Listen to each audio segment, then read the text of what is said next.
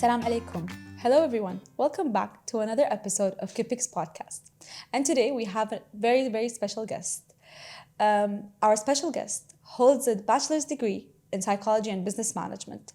Not only that, he's also a podcaster, a public speaker, a social personality, and an extrovert. And today he's going to shed some light on his expertise and the various things that we face in our day-to-day lives, whether from stress to support systems and public speaking issues. Hi, Mr. Hussain. Welcome. Hi. Nice to meet you. Nice to meet you again. It's good to be. I think good to be here again. It's my second home now, honestly. I appreciate the first opportunity, of course. The speech, beautiful opportunity, beautiful event. Yeah. And thanks for this.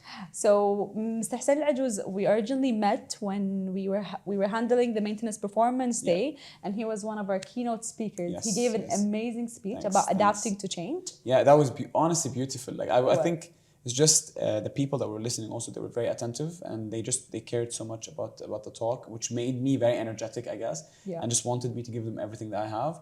And I really look forward to kind of talking to them more, honestly. I think there's always so much to talk about with engineers, so why not? Especially that you were kind of like the break in our day-to-day routine because not only did you give insights, but you reminded us of our core values and the basics and what we need to change. 100%. Which was so different. And so nice. The basics, it's the basics that you said it. The thing is, a lot of people tend to live their life in a routinish way that we actually forget the basics. Yeah. So when I spoke about don't change to adapt to change, it's probably the world's simplest ideology or theory or concept. Yeah. But then we actually think about it, it's like, do we actually do it? So, communication is very important. How do we do it though too? Yeah. Like we always talk about how communication is very important. It was an amazing opportunity, and all the information you did provide on the day, and people kept using you, and people kept quoting what you were saying. Yeah. And it was so surprising. Yeah. Surprising for me as well. Yeah, like we didn't know that they needed it as much as we expected them to. Yeah. You know what I mean? As engineers, you keep on working in high stress situations. This break was so much needed. It was shocking to me, to be honest. It really was. Yeah. It really was. So, Mr. Hussain, tell us a little bit more about you. Tell us how you came about. What did you do? Of course. Yes. So what makes me sit on this chair today? Yes. Okay, so it's a lot of people want to know the answer for that question, and I think the beautiful answer is that I actually sometimes don't know, honestly. And the beautiful thing is that I didn't have a solid plan where Hussain decided that, hey, one day I want to be a podcaster. I actually never knew what podcasting meant. I never knew that I would love the stage. I never knew that I would love to be a presenter on TV. I only knew that I just needed to approach life with an open heart. So what I did is that I literally woke up every day, and if I have an opportunity, I never say no to it.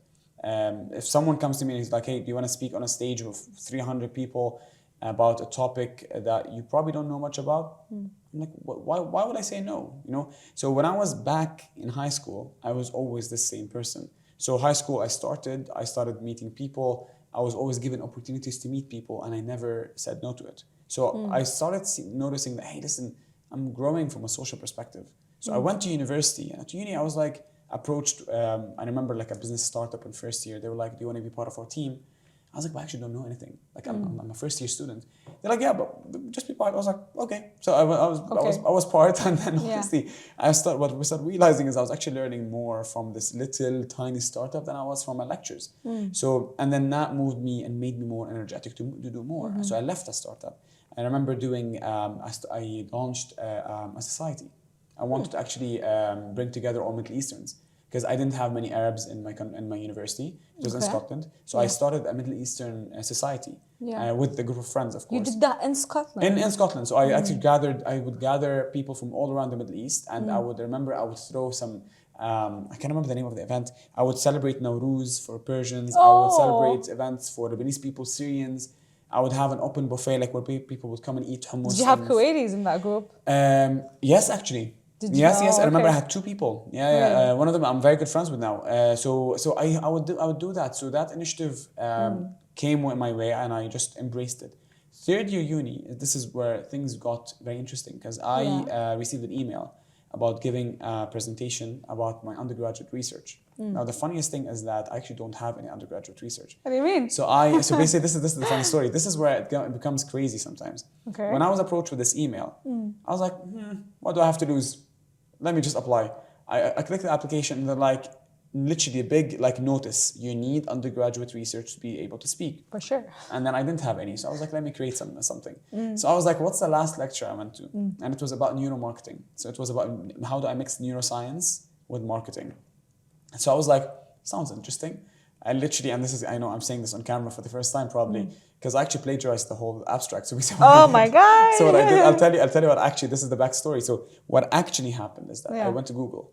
I Okay. was like neuromarketing and I copy pasted the first sentence and I went to the next link. I was like copy pasted the second sentence and I built an abstract. I didn't have ChatGPT back then. Yeah. And then I was like, the title was neuromarketing. I was like, what sounds smart? I was like, why we buy what we buy. Submit. A week later, I'm accepted. And then I speak to the other people that got accepted. I was like, hey, listen, I actually don't have any research. And they're like, what? I'm like, yeah, I actually don't. They're like, well, make it up. In 3 weeks, I literally had to research the history. I was Yeah. reading books and articles about this topic just to be at the level that can make me equipped to speak. Now, is it the right thing to do? It's probably not. It was a very, very big risk. Very big risk, but you know that quote, like they say, no risk, no story. Like if I didn't take that risk, honestly, I wouldn't have a story to tell. But that talk is what made me come back to Kuwait. And I remember I sat down with my own brother and I was like, listen, I did this talk, and he's like, you have something in you. You can actually get somewhere. And your next challenge is a TED talk. Oh. And that's when I went to uni again and I applied for the TED talk. And as anyone would expect it, you'd expect me to tell you the beautiful story of how I got accepted and I practiced. Yeah. And the story is that I actually got a big rejection on my email. Oh. The big rejection was because they simply didn't like my application. Now, a backstory for you to know, if you want to give a TED talk, you need to be accepted through or go through auditions. The auditions are open to public. So let's imagine ourselves right now. Like the event we had, I would speak on stage. If people like me, they'd vote for me. They would raise their hand, send their votes. Okay. We want Hussain to speak. Okay. So I got rejected from the auditions. So it was September. I lived my life normally. November and December passed by. I came back to Kuwait and went back in January to the UK. I was sitting, I remember this very well. I was literally in a cafe having coffee, working on my research. And then I got a call. And I was like, hello, how are you? And she was like, the woman was like, listen, I'm on the TEDx team. And the auditions had 8 people. She was like, Hussain, listen, your name was 9th on the list, but someone got sick today. So do you want to take their place in the auditions? I was like, wait, are you inviting me to audition? They're like, yes. I was like, okay. And I remember I hung up the line. When were you supposed to do the talk? But that's the thing. So that's what I didn't know. So basically, I hung up the line and then I didn't answer. Then I swear to God, I remember like I was about to tear up, and then I looked at myself. I was like, if I say no, I'm gonna regret this forever. So I called her up again. I was like, listen, I'm down. When is it? She was like, it's actually tonight. In a few hours. God. Yeah, in a few hours. And then I was like, it's in a few hours. I was like, how can I prepare? And then she was like, it is what it is. I was like, okay, challenge accepted. So I closed the laptop. I told my friend, I was like, listen, you deal with the research. I have a presentation to give. I run to the main campus, prepare the presentation, prepare the talk, and I had 3 hours. And so that from 2 p.m. I started. I prepared the presentation, I rehearsed it, I built the presentation, and then I remember the girl that was helping me, she was like, what do you want to name the talk? And I was like, Slide to Unlock, because it was all about social media obsession, and before then we had that iPhone. Slide to Unlock. Yeah, and I was like, Slide to Unlock, and she was like, all right. And so I went there. That's amazing. We're having lunch. You can't just make up ideas. I don't know. I don't know. That. It's stress. If you want to do things, do it sometimes when you're stressed. Oh, okay. So basically, I went and basically what happened is that I was having, I remember late lunch at 5. I was having this sandwich with fries. I ate one fry and then I was shaking. Oh. I was like, listen, I can't do this. I pushed the plate. I was like, listen, take me to the conference room. We go there. I am shaking. Okay. And literally I sat down and I remember this woman said something. The first speaker, she said, it's very important to find what makes you, you. And then she kept on talking. So I picked a pen and paper and wrote it down. I was like, find what makes you, you. And I kept it. And then I was like, listen, I can't stay here. I left for a bit to de-stress. Came back, time to wire me up, to put my mic on. Yeah. As I'm putting my mic on, and then this conference manager, she looks at me and she leans towards me and she's like, Hussain, listen, everyone here had a month to prepare. If you don't do well, it's absolutely fine. We'd understand. And I took it as a challenge, and it honestly got on my nerves, I'll be honest. So I look at her, I was like, listen, don't you worry. Okay. Okay. It's gonna be good. So I was still shaking though. The moment I stood up on stage, I didn't say a single word from what I rehearsed. I actually didn't say a single thing from what I practiced. Everything came from the heart. And I ended the talk with one sentence. I was like, it's important to find what makes you, you. Oh, That's what I did. So I combined the start of the talk with the end of the talk. yeah. People voted and they were like, what? How could you do this? I'm surprised. Long story short, that's basically how the experience of public speaking came into my life. Yeah. And then it just rolled on. The public speaking TEDx brought me to Kuwait. Yeah, I just want to go back to something you said that really affected me. Even while they're talking, it's all I could think about. Tell me. Going into all experiences with an open heart. Yeah, yeah. How do you continue to do that? Because some of the experiences are scarring. Some of these experiences are not very helpful. Some of these experiences, the communication, the people that you deal with are not very easy. Yeah. So they put more pressure on you than they would benefit you. So why do you keep on having an open heart? And how do you sustain this open heart? Of course, that's a very good question. I think the best part of the question, how do you sustain? Because that's my challenge. But I think there's a beautiful quote that I love that says, and you can't be something you cannot see. Okay? You can't be what you cannot see. And I think Say that again? you cannot be something you cannot see. Yeah. If I can't see something, how would I become that person? So if I can't be, for example, anyone watching this episode, or you, anyone, it's easy for them to say, oh, podcasting is not for me. And why is it? What's the reason? It's because they didn't study podcasting. The fun fact is, I didn't study podcasting, and you didn't as well, right? No one studies podcasting, but you're doing a podcast because you stepped into it. Yeah. So you're being something you're seeing now because you saw it, you liked it, you're doing it. Most people, I think, what they do is that they approach with an opportunity, and exactly as you asked, it's overwhelming. Yeah. There's someone new. I'm having to deal with people, whether it's podcasting or applying for a new job or climbing up the ladder. So sometimes imagine me coming to a person right now being, listen, I want to promote you. And this happened to me, by the way, where I promoted someone, literally promoted someone, and the person rejected the promotion. Oh. Yeah, they did. Because people think people are only afraid of failure. I'll shock you with this one. People are also afraid of success. And people are also afraid of actually taking the step up, because what do we do when we're forced to think about things? Like, how do we deal with things when I'm thrown into a room and they ask me to speak because everyone's looking at me? I'm the center of attention. We don't know how to deal with these things. But why think about the negative parts? Like, why think of, when I did the talk last time on stage here, before I come to the talk, I always tell people this advice. I could easily tell myself, Hussain, what happens if you go on stage and no one listens? What happens if you go on stage and you see someone leaving because they're not interested? What happens if you stutter, if you stumble on stage, if you fall off stage, if the mic doesn't work? But I don't think of this. You know what I say? I think to myself, what happens when you say your message and someone goes home and tells their kids about your message you told them? Like, what happens when you really speak so well, the best speech in the history of mankind? I make sure to feed my confidence. I think of the positive things about feed your myself. confidence. Of course I do. That's amazing. Of course I do. But as long as you stay humble about it. For sure. Feed your confidence when you're on stage so you can give your best. And whenever you're meeting people, be that confident person. But don't mistake confidence for arrogance. Always stay down to earth. I think that's the key. That's my dad. He feeds me this information every single day. He looks at me, he's like, Hussain, listen, you're doing a great job and things, but stay humble. I'm like, okay. He sounds like an awesome person. He's my inspiration. But then again, it's because of him that I approach life with an open mind. Yeah. So I also want to ask about another thing that you mentioned. So from my understanding and from all that you've shared and from my experience with you with the maintenance performance day, you're always able to perform very well under stress. Yeah. And is that also your key to to improve yourself internally? But what is the key to performing under stress? Honestly, I do actually. I didn't know about that. I didn't know this about myself. I never did. But then again, I think at uni... Still, that's unfair. When you are such a gifted person that you have so many amazing skills inherently in your personality that you discover that you have, that's so unfair. I'll be honest, and this is going to sound very weird for the viewers. Okay. You know what's my little tactic that I did with the Kipik talk that made me actually build a very... And you're going to be shocked in this. I actually slept on it. What do you mean you slept on it? I slept on it. So I'll tell you what happened. I didn't sleep. What do you mean I you slept on it. I swear to God. So basically what happened is that the moment I was given the talk, I decided on the talk and I just went home. I was like, okay, I have a talk. Let me sleep on it. I slept on it for 3 days. The reason I slept on it for 3 days is because that's actually my way of dealing with stress. I wanted time for myself to literally be at peace with myself. You know when the coffee, you know when you make tea and the tea brews itself for like 5 minutes? Yes, yes. I was making sure that my brain That's is الطبخ. brewing the concept.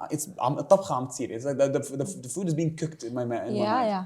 The topic would slowly, I swear to God, I would think about it while I'm driving, while I'm going to work, while I'm in my breaks, in the shower, any situation where I can think about it, I'd be brewing the idea.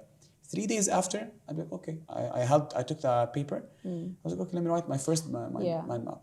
And I did. But I think personally that is dependent on the fact that you have an inner trust, that you trust yourself Yes. enough that you're gonna come up with something amazing. Yes, I do trust myself. Yeah, that's a huge thing. I do That's 100%. something else completely. Trusting yourself is a skill, or is it a gift, or what is it exactly? What is trusting yourself? It's difficult, honestly. A lot of people don't. So difficult. A lot of people don't. I think the problem is a lot of people don't. A lot of people don't. And you know, I think, did I say in the talk, I said a sentence that you're in psychology, they always talk about this fact that your mind knows no difference between an imagination and a reality. So a lot of people, so this is the logic behind it. The logic is that if I was to sit at home, okay, be like, Hussain, you're the worst speaker on earth, okay? Hussain, you are such a person that doesn't know how to talk to people. How can Hussain actually become a good speaker? If I say that. Because you are, okay, you are what you think, okay? So if you think that I am not a great person, well, guess what? You're gonna act like not a great person. However, if you think that presentation that I gave will be the best presentation in the history of mankind, right? What happens is that your body is forced to make the thoughts a reality. But what you're saying is so risky. You know that, right? Why? Because as a person who lives through these situations and lives through these high stressful situations, I personally have to think of all the worst case scenarios in order to tackle them, so that when they happen, I'm ready. That's my technical thinking. 100%. So I would never go and tell myself I'm going to do amazing. I would never think of anything. I don't think of the future. I think of right now in order to function. That's my different way of coping. But you want to have a vision, though. I mean, you want to have a vision of potentially where you'd be. I will never. So okay, so this is a funny thing. So basically, so you know how I told you the TEDx experience. Yeah. So what happened is that before the talk, I had a vision of myself giving the best talk ever. Right? So that's what you mean, like a general vision without all the details. Yeah, but it didn't happen. So that's what happened. But then I think What do you mean it didn't happen? Okay, so you're so awesome right now. No. But that's the thing. So this is what people don't understand sometimes. The reason I try to give my best right now is the result of a mess up I actually had in my history. So basically, I messed up my biggest talk. The biggest opportunity I had in my life is a TEDx talk, and it's not easy to get a TEDx talk. Yeah. I messed it up, and it wasn't in my control. So what happened is that I got the talk after the 3 hours, impressive and so on. Yeah. And I practiced for straight, almost, I think I rehearsed that talk maybe 80 times. Maybe 80 to 100 times, no jokes. Okay. Which you should never do because you become a robot. So anyway, I memorized that talk. I had a paper with word by word. I went to the presentation. Hussain, come to the podium, you come on a stage, start presenting. After minute three, I realized that the presentation was breaking. So people sitting in front of me were actually seeing the points that were ahead of what I'm saying. Oh. So for example, let's just say, assume I'm talking about point 1 and 2. Yeah. They were seeing point 5.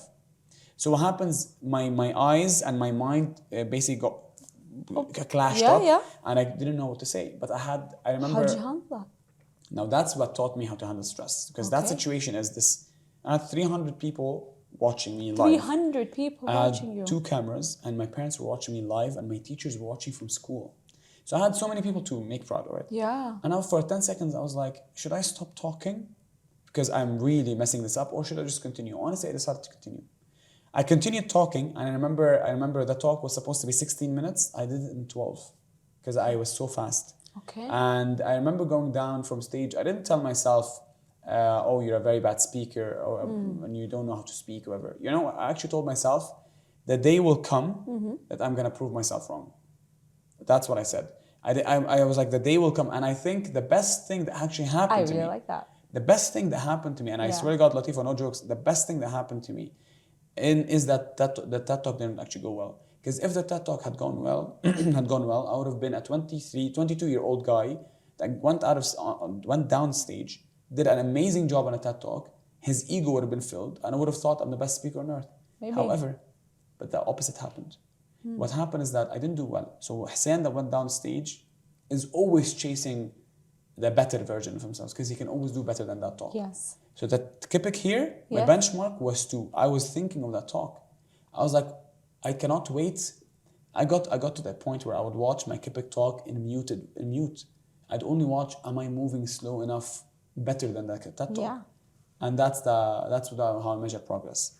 And I measure it always based on that benchmark.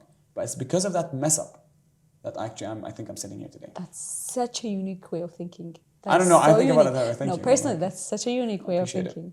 So for today, I actually prepared a couple of things because from your perspective, I really, really wanted to grasp all the information that you please can go give ahead, me. go ahead. So one of the first things that I wanted to ask you about is something I've already touched base on. Yeah. Is stress. Yeah. Okay. So as you know, we work in a refinery, and almost all our listeners today are going to be from the refinery. So in a refinery, we generally have equipment, and we run this equipment. And this equipment, if there's any downtime, if this equipment is not operating at any time, it's our responsibility to bring it back live. Okay. So I'm just going to tell you a little bit of a scenario. So basically, we have something called a shutdown. We shut down this equipment, and it's generally planned by the planner, which is my position. Okay. So I plan this job from the beginning to start, from the maintenance, from the people, from the resources, whatever you need. Okay. And I shut this down. Okay. And I shut this equipment down. And for the next, for example, 30 days, maintenance days, whatever, the next 30 days, this equipment is under my responsibility, along with all the members in my group. Okay. And other groups at the same time.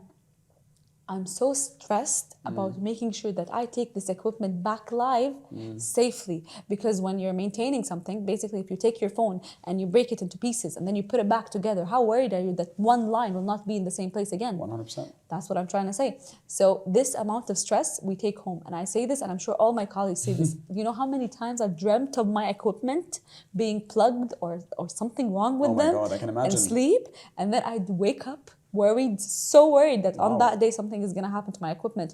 And I know that I have to finish it within 30 days. If I do not finish it within 30 days, do you know what I mean? And this stress itself, I take home. The question is, how do you deal with it? Before I say my way. I don't. I suffer it day by day. So do you suppress it? I just continue. I eat at the same time.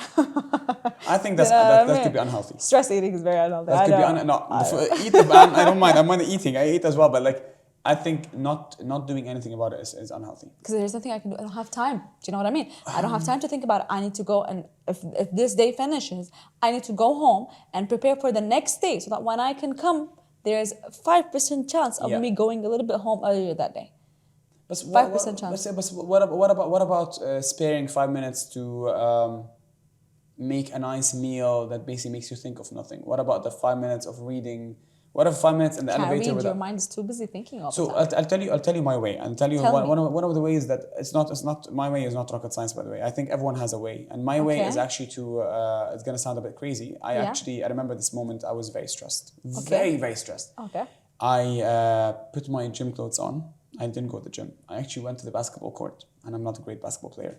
I just wanted to do something, and I just wanted to leave the house. Yeah. I left the house, and let me break it for you a little bit more. You don't have energy. I don't have energy. Okay, no, fair. Even if you don't have energy, you know what? I would. This is okay. So you know what? I didn't go to the basketball court. I was in my room. Okay. Because I do this quite often. Okay. I speak to myself. I remember last time okay, this is gonna sound very childish. Have you ever seen Iron Man? Yeah, of course. So you know when Iron Man looks around him and he sees the world expanding of lasers and you pick things up from this? Yeah. Okay, so this is what I did. Okay, it's the first time I say it on camera. So I was on my bed, okay? And I was like, okay, Hussain, you have a lot on your plate. Okay, a lot on your plate. How do you deal with it? I closed my eyes. I was like, what do you have to do? I had to deal with it. And then I imagined myself spreading big circles around my environment. Okay, and each circle is stressful by its size. So, for example, I would be like, okay, Kipik talk, big circle, and then work, huge circle, podcast, small circle, and I would be like talking to myself out loud, like literally, I would be like, okay, Hussain, what do you have to do? You have Kipik talk. Okay, what do you have in the Kipik talk? Well, you have to prepare the structure and you have to share it with the team before tomorrow. Is that manageable? Of course, it's manageable. Okay, done. I put it on the side. Okay, what about the agency? Well, the agency, I have to recruit people. What's the process? I have to send emails. Simple. I think when I broke it down to the simplest forms, I was able to realize that, hey, actually, I have a lot to do. The big image sounds big. Kipik talk is big. But Kipik talk that I have to send just one presentation by 7 p.m. is not a big thing. But the talk is big. So the first thing I do is talk to myself. Yeah. The second thing I do is I journal. I don't journal daily or weekly. I journal monthly. I have a book. I basically let everything out. If anyone reads that book, it's going to be screaming on your face. You know, it's just screaming. Just, I write it. However, that's my way. Hussein's way is to go in public or talk to himself. Okay. Some people relax by talking to their partners. Yeah. Some people relax by talking to friends. I don't usually, I kind of do, but sometimes I prefer talking to myself. And some people read books. Yeah. But if you don't know any of that, if you don't know what it is that de-stresses you, what about the little moments that we actually killed in our day? For example, when you're in an elevator, what do most people do in an elevator? Check out the mirror. Check out their phones as well. Because they don't want to feel awkward, right? And I think, well, for example, if you have a meeting and you're in the waiting room, what do? You check up your phone. I think what's happening is that if you replace all the little tiny, they call them mundane moments. Moments of boring, nothing, doing nothing. I know you don't have much time on your day, but if you actually look at these mundane moments, try to replace them with moments for yourself. So all the thought process that you just mentioned is very useful for me. And I'll tell you a couple of things that I have implemented to try and elevate the stress, and they are only successful temporarily. They're never successful on the long term. And hence, when you're telling me what do you do to implement, I've told you nothing, because nothing that I've implemented is permanent for stress. So one of the very first things I do is I call my kids. Nice. I call them for 2 minutes. I just talk to them, That's ask very about nice. them. Next. Another thing that I do, there is a book called, I don't remember the name right now, but it's a daily quote about handling stress in life. Nice. Okay? So I'll read this quote and I'd put the date that I read this quote on. And I have a firm belief that, because I don't choose the same page, I open a random page in the book every day, and I believe that this quote is going to affect my day. Yeah. And sometimes it touches me, sometimes it doesn't, sometimes it's random. There's something else that I've done. But the last thing, but not least, is plan. The only way to I love to plan everything in my life. So that's the only thing I can do. But what I'm trying to tell you is that your advice that you're telling me, you're suggesting that I implement it during execution. Do you know what I mean? The little moments, yes. Within the stressful the moments? little moments, yes, the little moments, 100%. I do that at work. I actually do that at work. You know, I'm at work. Sometimes I'm in the office. I have like 10 minutes for myself. I said I really do nothing. I actually do nothing. I literally do nothing. In fact, sometimes what I do is that I was having this last night, by the way. So last night I was on my computer at home. Okay. And I'm getting this because I'm used to being active. Okay. With a lot of things. And now I put things on hold because I am taking care of my mental health. And it's stressing me out that I don't have much to do. So I'm at night sitting, I'm like, what? I don't watch any shows, I don't watch anything. And I'm like, I need to do something. So I'm stressing about not stressing. Okay. Imagine how weird. So I'm literally stressing about not stressing. I'm like, why am I not stressed about something big? Yeah. And so what I do is that I would actually start writing down what I have and I put them in a table category. Podcast, TV, agency, and education. Yeah. These are the 4 things in my life right now. And under each, I would put the things I want to achieve. Yeah. But then it has to be realistic. You know the SMART objectives? It's like there's no point of doing anything if it's not We call them smart. KPIs, but sure. KPI. I mean, yeah, just be specific, measurable, achievable. Oh my God, you're so cool right now. No. I mean, I think the cool one is realistic, you know. Okay. Everyone wants to be the next Everybody. Bill Gates, but, Everybody. Like, be realistic about it. Yeah. I really hope the listeners take in the advice that you're saying, because what you're saying is very risky for me at the same time. All that you're saying today is very risky from my perspective. Worth a try. It's not just worth a try. We need to try it because we're at a stage where I'm telling you, we're taking the stress home. Taking the stress home is affecting so many things in our lives. And this is what I mean by we need to fix that and change that. That is not okay. Absolutely. So as you just said, maybe we'll take the small moments and maybe we'll take the things that we can do, and we can change and we can implement, and we should adjust it personally. Can I interrupt you with this one thing though? Of course. Just a little interruption. Yeah. I think you guys are all in the same boat as well. I think Latifa should also think to herself that I'm not the only person in this boat. So if Latifa was with her peers that are also engineers in the same field, I'm sure you're not the only planner in Kipik.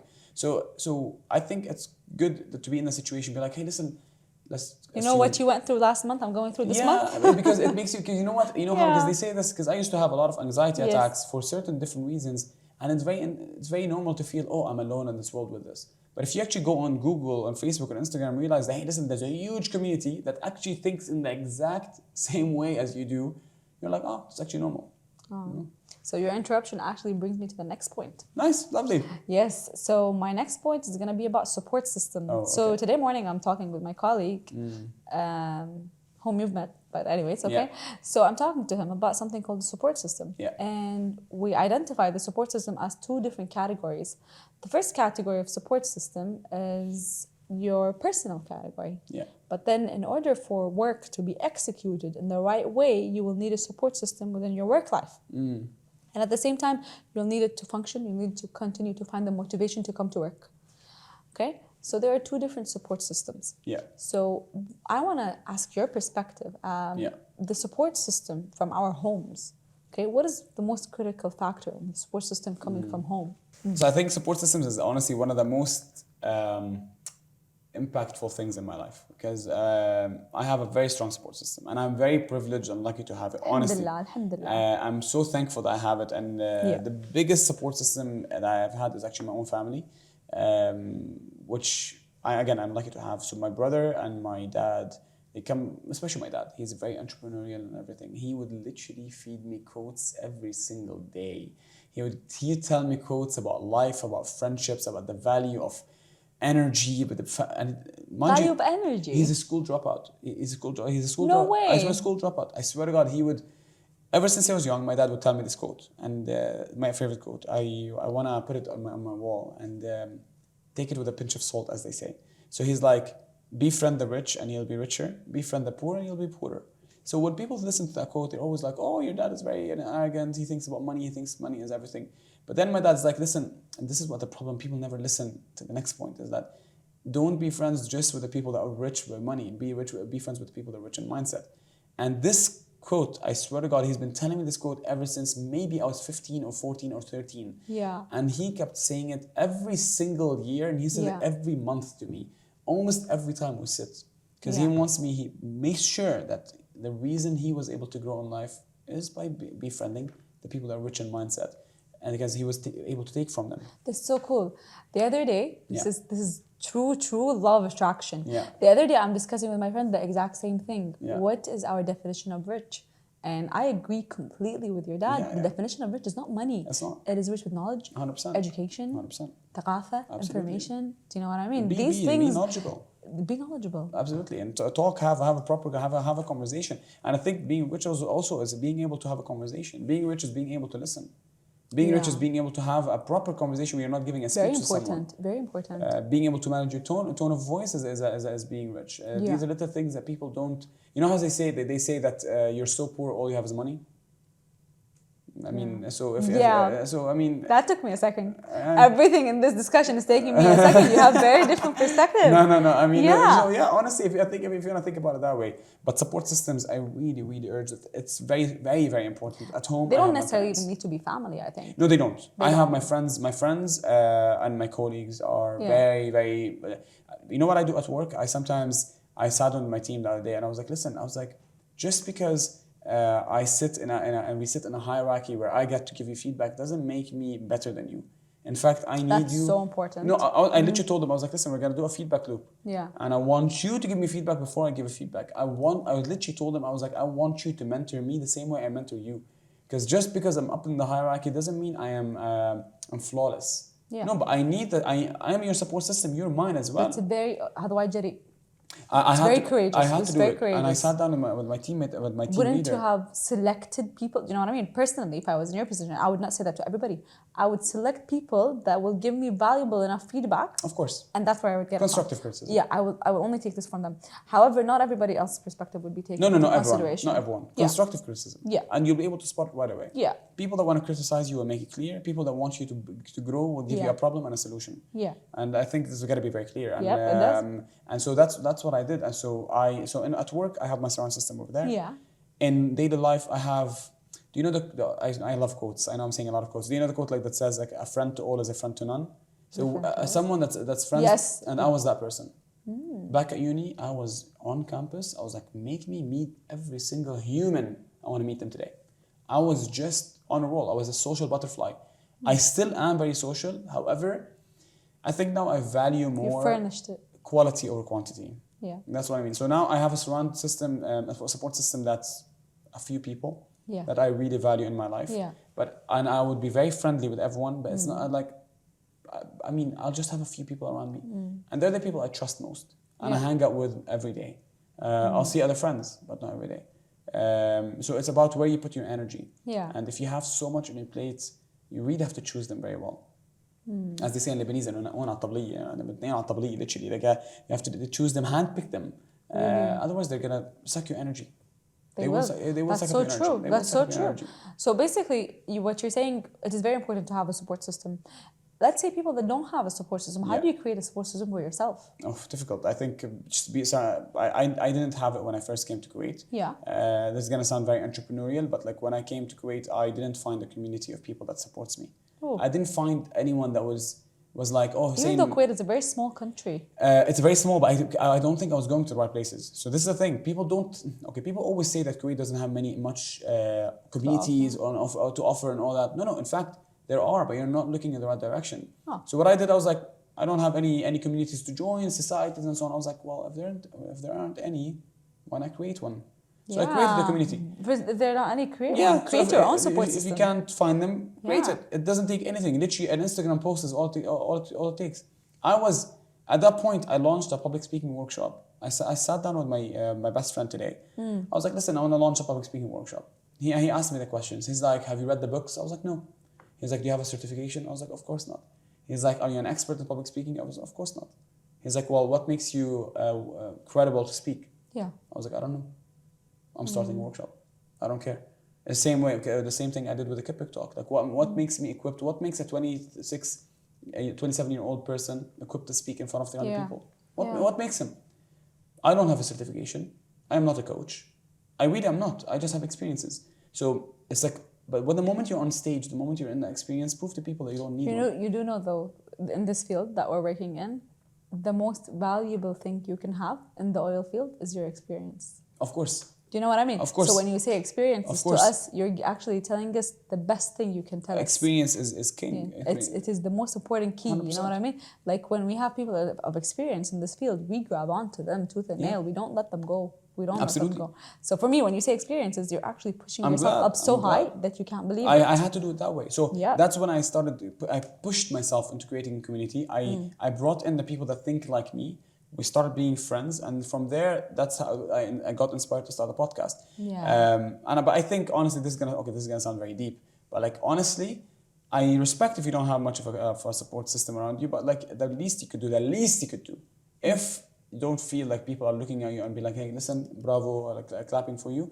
The least you could do is look into the mirror and clap for yourself. Clap for yourself. People don't do that. People are like, oh, That's also risky. Yeah. You have to be connected with yourself. I think like the one true key to your personality that I've discovered today is your trust within yourself. Yeah. This is something very, very big that you have. And inshallah, it is something that is inherently in you. Some people that don't have that, they need to reach that level. And I think really honestly, your next podcast should be about how to develop your self-trust. And I'm going to be listening to that. Yeah. I will. So the next thing is like, okay, fine, I've developed my support system at home. Now my support system at work. Yeah. So the thing is with the support system at work, because there is people that you want to work with and there are people that you don't want to work with. Yeah. And there are people that don't agree with you and don't work with you and people that want to work with you. Yeah. How do you transform these relationships in order to make sure that you do your job in an excellent way? Oh, a tough one. I think sometimes you don't have a choice. Sometimes you don't have a choice but to deal with some people. But the thing is, in the oil field here, especially for us, we will always have a choice. You will? You will always have a choice. So you have to do the job. You have to do the job. Yeah. But on what level would you do the job? No, but like for example, let's assume there's a pool of people and you know that you're not good with half of them. Yeah. You have the choice of not working with them? No, that's not what I meant. Okay. That's not what I meant. As in, people have to work together. Yeah. And people must work together. Exactly. But the thing is, your option is how well would you work with the other person? Okay, fair. I think my style is that, listen, at work, I don't get along with everyone. I really don't. Yeah. So what do you do? EQ. So emotional intelligence. I think what happens there is that, I depend more on, listen, how can I say this? The one thing I do at my job is that I try to be emotionally smart with people where there are a lot of people that approach me with a lot of anger, a lot of energy, a lot of negative energy. Yeah. And sometimes it's easier to fight fire with fire. Yeah. Or just ask the right questions. And I think the simple questions of why are you feeling that way? Or what is it that's bothering you, or how are you today? You know, just out of work. So then I have a question. Yeah. Do you leave the studies on the side and Yeah, the yeah, yeah. statistical information and the fact that Yeah. probably medicine says something else, but do you actually truly believe that you can develop your emotional intelligence? Yeah. Can you develop Of course emotional you can. intelligence? Really? You believe that? I really think I You can think so. manufacture it or actually develop it? I don't know much of the thing is I'm not an expert in this field, but what I know is that when I was in school, I wasn't this emotionally smart with my people, with people. But you have instincts. But Do you see, know what I mean? emotional intelligence is all about understanding yourself and being able to deal Yeah. with it, and being able to understand people and being able to deal with them, and being able to put yourself in their shoes as well. So this doesn't come just. Say that again. So I think it's Yeah. so yourself and people. It's being Okay. able to understand yourself Yes. and know how you're feeling Okay. and be able to So deal know with myself is the first thing. it. 100%. And Next. deal with it, kind of thing. Then Deal with it. understand people, Okay. know how they're feeling, Yeah. and be able to deal with it. So I think And then that's what you meant by put yourself in yes, their shoes. Okay. putting yourself in their shoes, and I don't think you're just suddenly born as like, oh, I suddenly can put myself in everyone's For situation. sure. For sure. I think you have to deal. You have to be exposed a lot. You have to expose you really have to be exposed a lot to be able to. And hence your vibe of wanting to meet more and more people. Absolutely. I'm a very, as I tell people, I tell everyone, I'm an open book. There's one thing I do that's, I didn't create it, I actually watched it. This is the added value of TikTok sometimes. So I was watching this guy, his name is Simon Sinek, and he's very smart with what he says. He has business books and so on. And he said something, he's like, when an employee is late in the morning, it's very easy for us to be like, hey, where are you? It's 9 a.m., you're not in the office and so on. 7 a.m. for you, but like basically, sorry guys. 9 a.m. around for me. 6 we wake up. Sometimes. Yes, mashallah. And you know what? He's like shift the approach. He's like, when someone is late, don't go fight them. Ask them one question. Be like, hey, are you okay? So I do that now. I swear to God, I do it every time. Shift the approach. Shift the approach to like how simple. I literally, my teammate is sometimes late, and I sent him a WhatsApp. I'm like, hey, listen, Sarah, are you okay? And she's like, and then she answers with, yeah, sorry, I overslept. I'm coming now. So she's now honest. However, let's take scenario B. Sorry, you're very late to the office. This is unacceptable. Finance is gonna deal with you, and they're gonna take the cut from your salary. What is she gonna say? Yeah. She's gonna be like, Flat tire. Flat tire, accident, doctor, Yeah. anything. And she will do whatever it takes to retaliate, fight Yes, back. sure. But the moment you like call them to the office, that's what I sometimes do. I'm like, hey, listen, they're like, what do you need? I'm like, nothing. They're like, no, what do you need? I'm like, no, seriously, how are you? What's up? And then we have a human-to-human conversation. We connect, and I leave. And that's what I do sometimes. Human connections, emotional intelligence. I Yes. think like these terminologies are so critical. They are. It's basically driving us towards something that I think has no exposure in Kuwait in general or in the oil field. I'm not sure. Maybe my surroundings are as limited as not as my surroundings are more limited than others. Yeah. And it all takes us to one thing: mental health and the way that we Absolutely. are understanding things mentally and developing. Absolutely. And being aware of what's going on and what's around us. But you said it, by the way, before, the difference between IQ and EQ as well. Let people understand that. Please differentiate. Like, I respect how smart you are, and I love the fact that you know all the facts and knowledge, but like also build on your social skills at the same time. This is very important, especially right now in the oil field. For example, they're accepting new batches of engineers as we go, and these new batches of engineers are heavily focused on their examination skills and their technical skills, and only a little bit around their basically emotional intelligence or their social skills and the way they speak and they talk.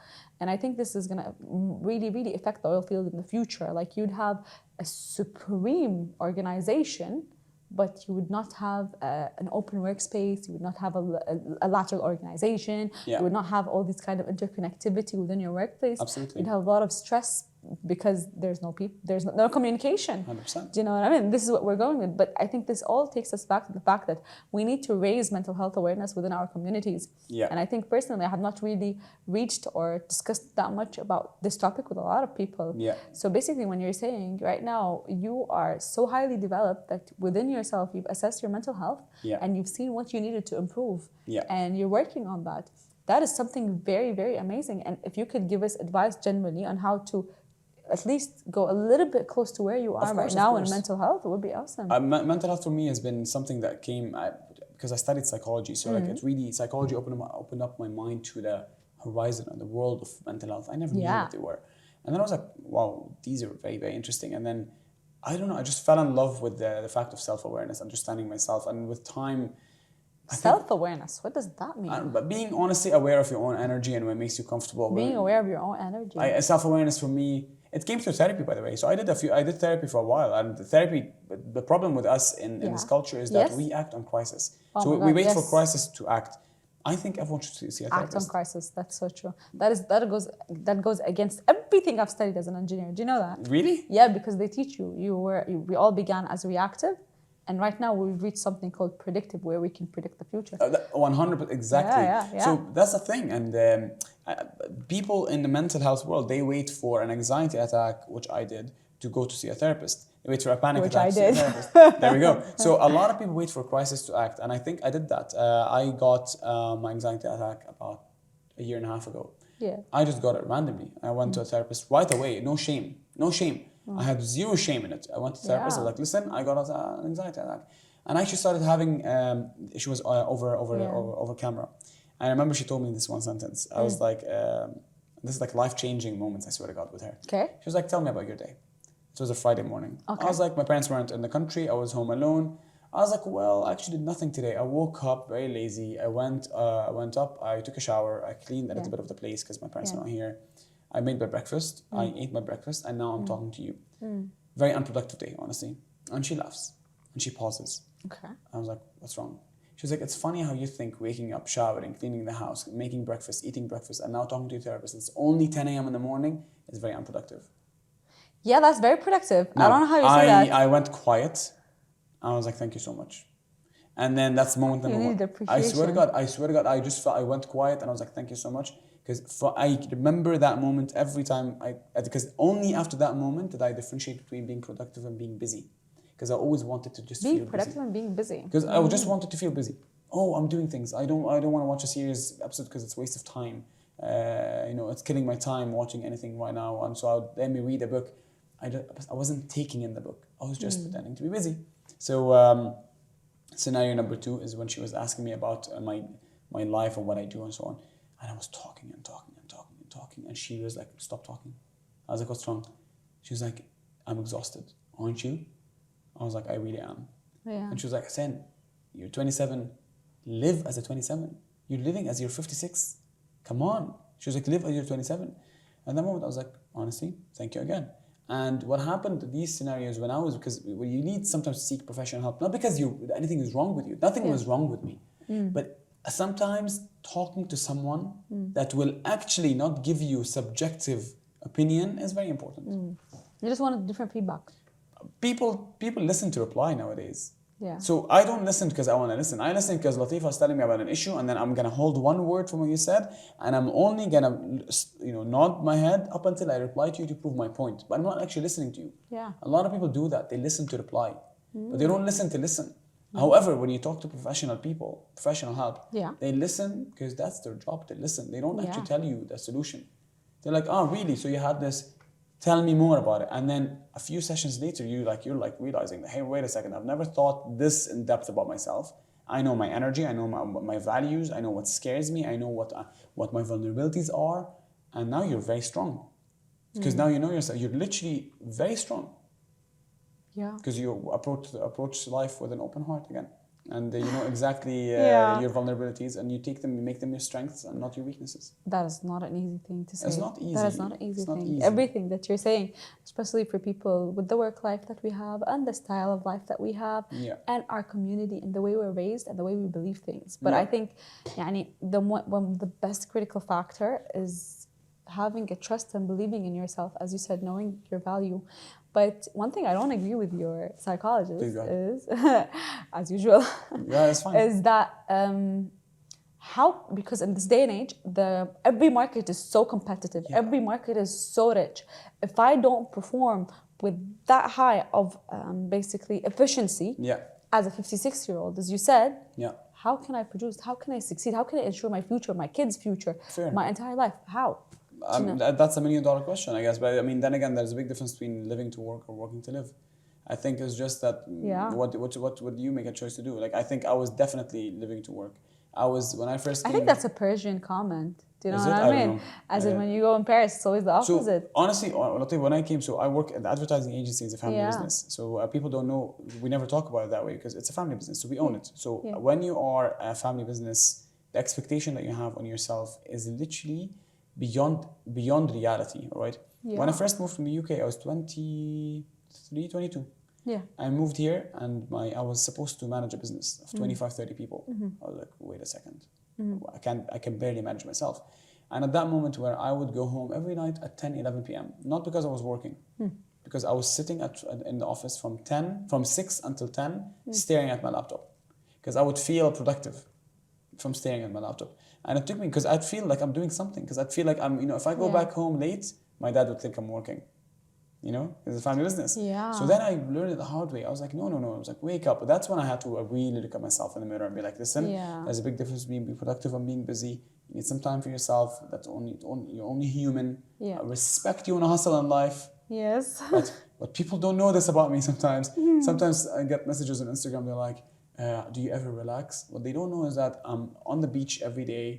Playing, going to the gym and like chilling and relaxing. نروح شاطئ الزور ولا شو نسوي هنا ما في. I record once. Honestly, I try to balance my time very effectively so that I am at work. I'm sometimes watching a movie. I record an episode. Like today, I'm feeling like recording an episode. I might actually record one tonight. Having this different perspective and the fact that you work differently and function differently is like a privilege, and I'm not sure we can have that privilege, but it's a nice perspective. Nice to hear about it. It's nice to know that there's another way. There's not only the high stressful situation that we're living in, and it's nice to know that even though you're very young and you're very accomplished, and the one thing that you've worked on the most, from my understanding, is valuing yourself and where you're gonna go and where you're gonna reach, and the fact that you want to reward your family for all that they've given you. 100%. And all this combined together makes you the amazing person that you are today. Thank you. And to me, that's such a pleasure knowing. You know what I mean? It's a pleasure knowing people like that, with the work ethic, with the attitude, with everything. So I just want to thank you so much for coming today. And I hope that you had fun. That's beautiful. Well, that's beautiful. Really, I hope you had fun. Is there anything you want to say to the audience before we? I think just the one thing, like, because I always like to go back to the basics as usual, because I don't want people to think. Because I hope my separate podcast I have, the reason I made it is because people always watch these YouTube videos about these successful people, but then you close the video and you're like, you sleep and you're like, oh, okay, this is Steve Jobs, he's too successful, I can't get there. Yeah. But when you actually break down stories to the simplest form of how can you actually start climbing up the ladder, you'd realize that's actually simpler than you think. And my one advice that really helped me a lot, which I said already before, expose yourself. And expose yourself to opportunities. I understand. I completely understand and know that it's absolutely weird and scary if someone approaches you right now and asks you to give a speech, a keynote talk in front of 200 people. But that was literally me. I'm 27. I have all of this experience, and I still felt very scared when you guys spoke to me. But did I show it to you? No, I didn't. You didn't but I really didn't. I sounded very confident. I was like, oh, of course, of course I'm going to change this. Yeah, you did that. That was your vibe. Because the reason I had to put that vibe on is because I was convincing myself that even though I don't have the experience for it. I actually don't. I have many public speaking experiences, but have I ever given a corporate talk? No, I've never. But the point is that I completely understand that you feel that way, but that's actually normal. If you don't feel that way, it's actually weird. Yeah. It's part of the game to feel stressed, and it's part of the game to feel weird because you're out of your comfort zone. But always remember that the moment you feel weird is the moment for you to keep going, because that's your body telling you, stay as you are, you shouldn't change, stay as you are. But that's when you fight and you're like, no, it's not up to you, body, it's not up to you, little brain. I will expand your zones. And you only do that once you're exposed. And once you hug and embrace opportunities with an open heart, honestly, I think you will really open doors that you never ever imagined. And behind every door is 10 more doors that can take you from point A to point X that you never ever imagined to yourself. So Hussain, that was Hussain that was 10 years old, never imagined to travel to the UK. Hussain that traveled to the UK, never imagined to graduate in psychology. And that Hussain never imagined to be sitting in a podcast here. Okay. So it all came because of these Okay. situations. So today, the one thing that I've learned the most is to approach things with an open heart. Yes, 100%. And it's very scary for me, but I'm gonna take it. Well, I hope you do. Well, I hope you do. I hope everyone does, honestly. And thank you so much. Thank you so much thank for you for your coming here time. today. I had so much fun. Likewise. Take care, everybody. Bye bye. See you in another episode.